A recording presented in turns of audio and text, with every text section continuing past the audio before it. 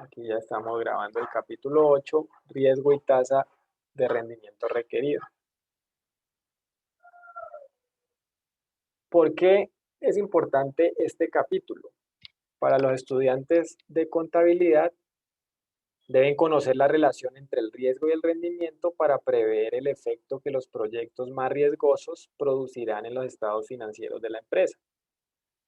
Para los estudiantes de administración o economía, ustedes deben comprender la relación entre el riesgo y el rendimiento y saber cómo medirla, con la finalidad de evaluar los datos que brinda el personal de finanzas y convertirlos en decisiones que aumenten el valor de la empresa. Los que estudian mercadeo deben saber que aun cuando los proyectos más riesgosos generan mayores rendimientos, tal vez no sean la mejor opción si producen resultados financieros erráticos o no logran maximizar el valor de la empresa. Si tuviéramos gente aquí, por ejemplo, de la parte de operaciones o ingeniería industrial, ellos deberían comprender por qué las inversiones en planta y equipo y sistemas necesitan evaluarse considerando su efecto en el riesgo y el rendimiento de la empresa, ya que ambos afectan el valor de esta última. Entonces aquí lo importante, pues para hablar de un capítulo de riesgo y rendimiento en donde se toman decisiones, pues lo importante es empezar definiendo qué es riesgo y qué es rendimiento, ¿no? Entonces el riesgo es la medida de la incertidumbre en torno al rendimiento que ganará una inversión. Esto es muy importante porque aquí se quitan con esta definición un paradigma de la cabeza que el riesgo es algo negativo, o sea, es como algo donde yo puedo perder. Entonces, más que algo negativo, es un tema que yo no sé exactamente cuál puede ser mi retorno. ¿Sí? Es distinto. Y la otra definición es qué es el rendimiento. ¿Sí? Es la ganancia o pérdida total que experimenta una inversión en un periodo específico. Entonces, riesgo e incertidumbre se usan indistintamente para referirse al grado de variación de los rendimientos relacionados con un activo específico. ¿Cómo calculamos el rendimiento? ¿Sí? Entonces,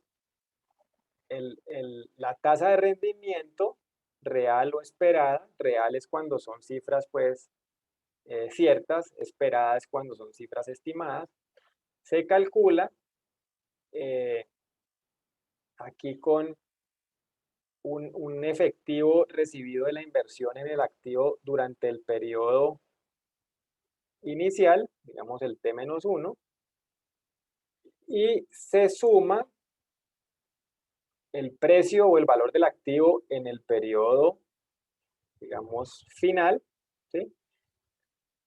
Sobre el precio del valor del activo en el periodo T-1 o el inicial, ¿sí? Mire que hace un rato, cuando estaban calculando cuál era el rendimiento de la acción de GameStop hoy, ¿sí?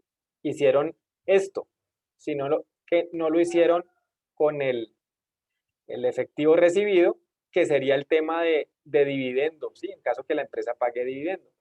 Ustedes lo que hicieron fue, para decirme que la acción de GameStop estaba perdiendo hoy el 33%, lo que hicieron fue un valor final, en cuánto terminó el precio de la acción hoy, menos un valor inicial, en cuánto abrió el precio de la acción hoy, y esa diferencia la dividieron entre el valor con que abrió la compañía hoy, y eso les dio el 33%. Entonces fue esta misma fórmula. Ahí el tema del dividendo pues quedó por fuera porque pues ni paga dividendo ni en un día iba a pagar dividendo. ¿Listo? Aquí pues hay un ejemplo en donde hay una persona que desea determinar el rendimiento sobre dos acciones, una acción de Apple y una acción de Walmart, que la persona ha tenido durante pues ya unos años. Entonces nos dice que al principio del año las acciones de Apple se negociaban a $90.75 cada una, y las de Walmart estaban valoradas en $55.33 por acción. Ese era el valor inicial de las acciones. Durante el año, Apple no pagó dividendos, pero los accionistas de Walmart sí recibieron dividendos de $1.09 por acción. Al final del año, las acciones de Apple valían $210.73 y las de Walmart se vendían a $52.84. Sustituyendo en la ecuación que acabamos de ver, podemos calcular la tasa anual de rendimiento, el K, para cada acción. Entonces, mire la de Apple, como no paga dividendo, 0, valor inicial $210, perdón, valor final $210 menos el valor inicial $90, y eso se divide entre el valor inicial de $90 y nos da que la acción de Apple en ese año se ganó o creció un 132% o generó un retorno de 132%. Mientras que Walmart paga dividendos en ese año de $1, el valor final fue de $52, se resta el inicial que fue de $55 y eso se divide entre el inicial que son $55. En este caso, la persona que invirtió en una acción de Walmart en ese año tuvo un rendimiento negativo del 2,5%. ¿Sí? Entonces, el inversionista ganó dinero con Apple y perdió con Walmart. Pero observe que sus pérdidas con Walmart habrían sido mayores de lo que fueron si no hubiera sido por los dividendos que recibió. Cuando se calcula la tasa de rendimiento total, es importante tomar en cuenta los efectos tanto de los desembolsos de efectivo como de los cambios en el precio de la inversión durante el año. ¿Qué aparece ya ahorita, habiendo hablado del rendimiento? Empezamos a hablar del riesgo, ¿sí? Y hay unas preferencias, ¿sí? Entonces, a nosotros nos pueden encasillar como en 3 categorías. Podemos ser personas aversas al riesgo, ¿sí? En este caso, preferimos inversiones con menos riesgo, manteniendo fija la tasa de rendimiento. O sea, no queremos incertidumbre sobre los retornos esperados. Pero podemos ser personas más bien neutrales, ¿sí? Nosotros en este caso elegimos inversiones considerando solamente con los rendimientos esperados sin importarle el riesgo, ¿sí? Entonces, si nos dan a escoger entre 2 alternativas, pues nos vamos a inclinar por la alternativa que dé mayor rendimiento, ¿sí? Y por último, podemos ser buscadores de riesgo. Es que preferimos inversiones con alto riesgo y estamos dispuestos a sacrificar algún rendimiento esperado, ¿sí? Porque no le tememos a ese riesgo financiero. Entonces ya aquí un poquito con números, esa evaluación del riesgo a través de un análisis de sensibilidad. Es un método para evaluar el riesgo considerando varias alternativas posibles o escenarios, con la finalidad de obtener una percepción del grado de variación entre los rendimientos. Entonces, es como si tuviéramos dos tipos de acciones, la acción de la empresa A y la acción de la empresa B. Ambas en este momento están costando 10.000 pesos en el mercado.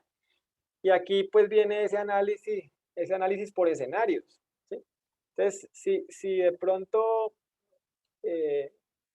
pues a la economía no le va tan bien y asimismo al mercado de capitales, la acción A ganaría un 13%, mientras que la acción B ganaría tan solo un 7%. Por el otro lado, lo más probable que ocurra es que las cosas sigan como están en esta recuperación y en ese caso ambas acciones, digamos, tendrían un crecimiento del 15% en su rendimiento. Pero en un escenario donde la recuperación pues se dé de una manera más rápida y más fuerte, o sea, un escenario optimista, la acción de la empresa A tendría un rendimiento del 17%, mientras que la acción de la empresa B tendría un rendimiento del 23. Entonces aquí viene algo que se conoce como el intervalo, que es esa diferencia que hay entre el escenario optimista, 17, menos el escenario pesimista, menos 13 nos da 4. ¿Sí? O sea, aquí la dispersión o la incertidumbre que yo tengo de en dónde va a estar el retorno es menor, porque para la acción B, pues si cogemos el optimista 23% menos el pesimista 7%, nos da un intervalo mucho más grande del 16%. Entonces, el rendimiento de esta acción puede caer en un espectro mucho más grande y ahí pues eso nos genera más incertidumbre.